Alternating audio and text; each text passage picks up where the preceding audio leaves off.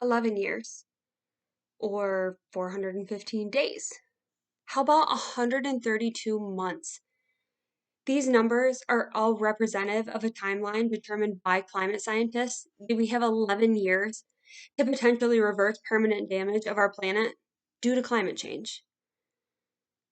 For anyone who needs a clarification on just what climate change is considered to be any long-term shift in temperatures and weather patterns that are disruptive to the normal nature of the planet.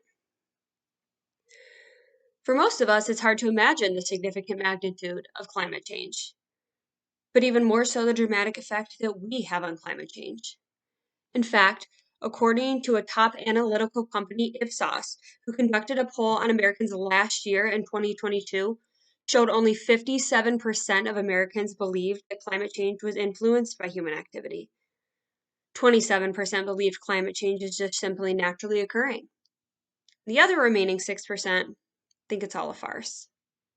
However, in an article published by the Environmental Protection Agency, stated that carbon dioxide, a major contributor to greenhouse gas emissions, accounted for 79% of all US emissions alone. Climate change is a crisis, and we are a trigger. If there's anything we all know about climate change, it's the relevance of greenhouse gases. Greenhouse gases are gases that are prevalent in the atmosphere but trap heat, with carbon dioxide being the single largest source of harmful greenhouse gas emissions directly linked to human activity. There was an article published by two scientific authors back in 2006, Thomas Carl and Kevin Trenberth, whose research showed that at that time, emissions were on the rise up to 1% higher per year over the last several years just in the US alone. But how can we fix that? Doesn't that cost money? Of course, this wouldn't be an argument without some level of disagreement. And of course, with climate change, there are several, especially when it comes to politics. The most common is the concern of how much money the remediation of climate change costs. And of course, money is an absolute necessity. But instead of looking at the smaller solutions, we choose to look at the much larger, economically heavy solutions due to the dramatic impact that they would have. But many of us can't just go out and buy an electric car, redo our home with solar panels, or install windmills. Unfortunately, that's what politics and media want us to focus on. CNBC posted an article stating that climate change could cost the US federal government up to $2 trillion per year. However, probably not in the way that you're thinking. That number is actually a representation of how much money the federal government would have to pay in order to deal with the droughts, the wildfires, and the dramatic and intense storms specifically due to climate change. 2 trillion. Unfortunately, we make this personal. We make it feel as though the government is attacking us and forcing us to buy electric vehicles and use natural gas. However, the small changes can drastically make a difference if we acknowledge our own effect on climate change.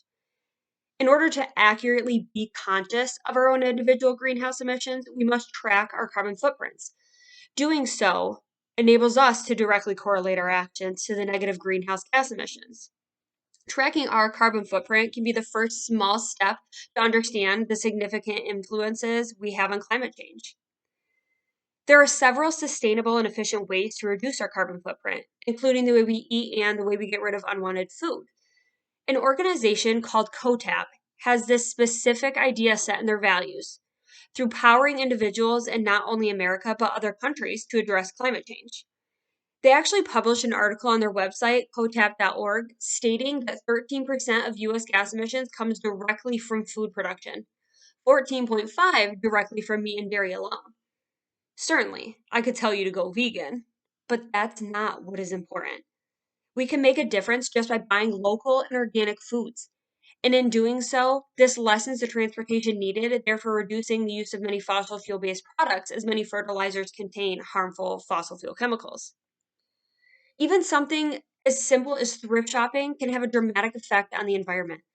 It's estimated that Americans discard 80 pounds of clothing per year, and unfortunately, 85% of those goes to landfills. By doing something as simple as shopping in a consignment store, you can reduce the amount of fossil fuels that are created by shipping your fast fashion clothes from other countries throughout the world. The solutions don't have to be complex, and they don't have to cost a fortune. By making small changes throughout our daily lives, we can shed light for a better future. This is a crisis. This is an emergency, and this is not one that we can fix with a vaccine or a GoFundMe. We have 11 years, 415 days, 132 months. This is real, and our planet needs us to fight for it. Climate change is a crisis, and we are a trigger. But we can also become a resolution by making small daily changes in our everyday lives.